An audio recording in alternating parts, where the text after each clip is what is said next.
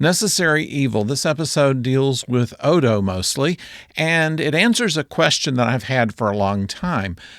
Why was it that the Cardassians had Odo as their law enforcement when they could do their own security? You would think after the fact, perhaps it's because he does his job well, and that's the same reason the Federation kept him on. But what got that started? And so we see some of that in this episode, which we'll talk about in more detail in a moment.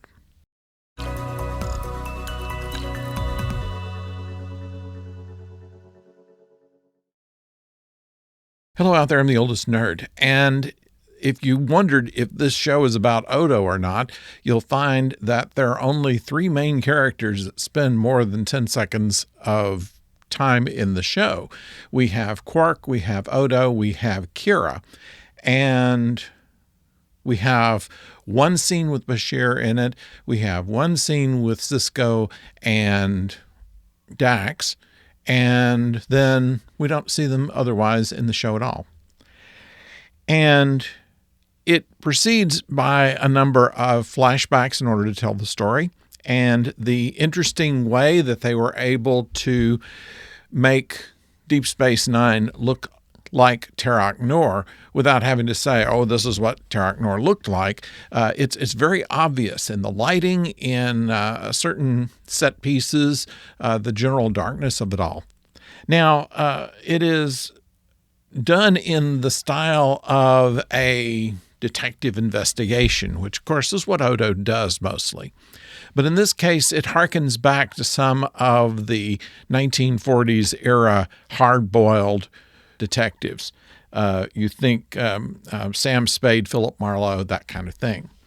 And even has kind of the narration as Odo starts doing his own log. This is the first time I know of on Deep Space Nine where there is no log by Sisko, but all of this by Odo. And his log keeping is kind of interesting. He begins by saying that he doesn't really care of these things and is just doing it because he's forced to, and provides as little information as he can on it. And this kind of goes through the show, and I think that's part of what keeps us on the edge of our seat on this. It is a murder mystery, and we can go through all of the ins and outs of it, but we won't. What we will say is that they've captured the film noir type of storytelling in color, which is a difficult thing to do, but with a lot of shading and things like this. You have a number of characters who could be guilty of the murder that happened 5 years ago under Cardassian rule. And you also have the beginnings of the relationship with Odo and Kira, and Odo and Gul Dukat. Now, Dukat wanted Odo there basically because there were certain things that he did not want to mess with. He had some things going on there which would have made an investigation by him difficult, because once pretty much the Bajorans wouldn't talk to him.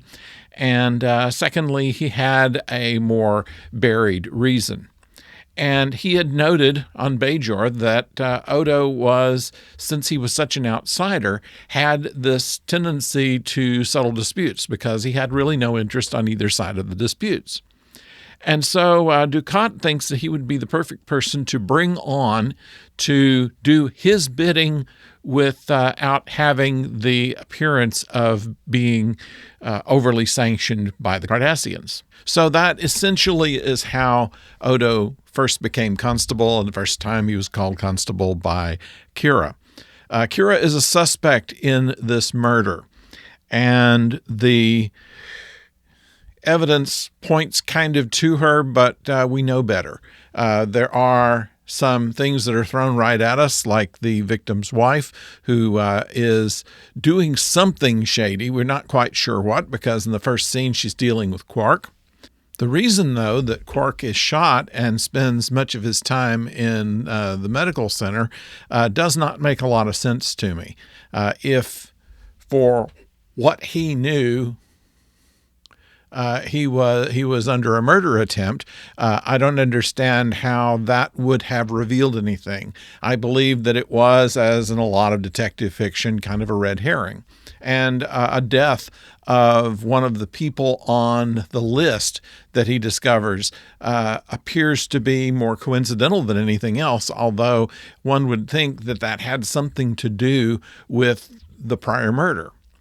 And all of these pieces eventually come together, and in a much more surprising way than we would have expected. I think, though, that the interest in this show is more in the characterization. Odo becomes Columbo and Sam Spade and Philip Marlowe in the style and the manner by which he approaches and seems to know the guilt or innocence, or let's say the truth or untruth of people based on their swelling in around the eyes when they've been crying, or the facial things that they do when they're lying, and how clever lies can be wrapped into other lies. And it's very intricate and very interesting. I think that we see a lot about Odo.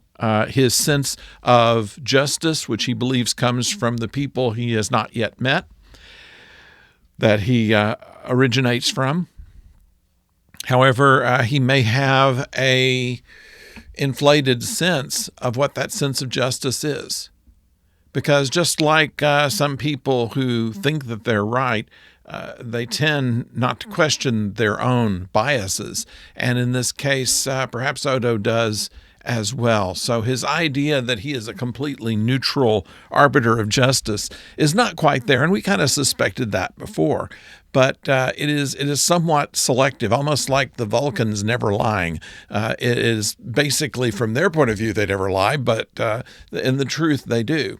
And we see in the case of Odo's neutrality that being the case as well. One of the things in his talking to Kira, she says, before I tell you anything, I've got to know whose side you're on. He said, I'm not on anybody's side. And she said, you can't be just on one side, on both sides. It just does not work that way. It tells us something more, not only about Odo's past, but about Kira's past. We've been told she's a revolutionary, but never told what she did as a revolutionary.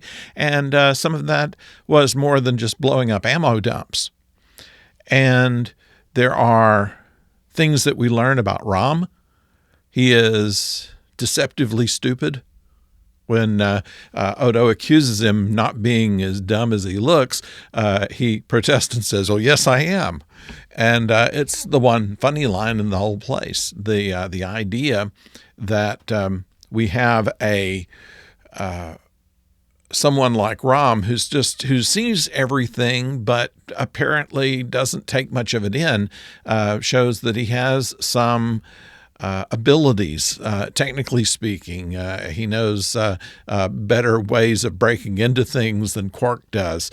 He knows a little bit more about how things work around there than anyone does, and no one would ever suspect him. Now, we also reveal another rule of acquisition, number 139, wives serve, brothers inherit. It shows that Rom had some reason for what happened to Quark, and his realization that he could have inherited the bar had Quark died. We knew he wasn't going to from the get-go here, but that really wasn't important. The idea was that without Quark in an active sense of this investigation, it keeps it a little more in the guessing game. He's able to give some small amount of information to Odo, and Odo's able to run with it somewhat and eventually does, in fact, crack the case based on something that Rom saw, but not quite accurately. But it all pulls together in the end, and I think that it is well considered to be one of the better Deep Space Nine episodes. So that's Necessary Evil. I'd like to know what you think about it. Please put it in the comments below. And if you have not subscribed yet, please do so. And we will appreciate a like if you like what we do here. In the meantime, we have the World is Hollow and I Have Touched the Sky review from the original series tomorrow, and Friday we'll have another Babylon 5. On Monday, we'll have the review on the second special of Doctor Who, and hope you'll be around for all of that. And until then, don't go far.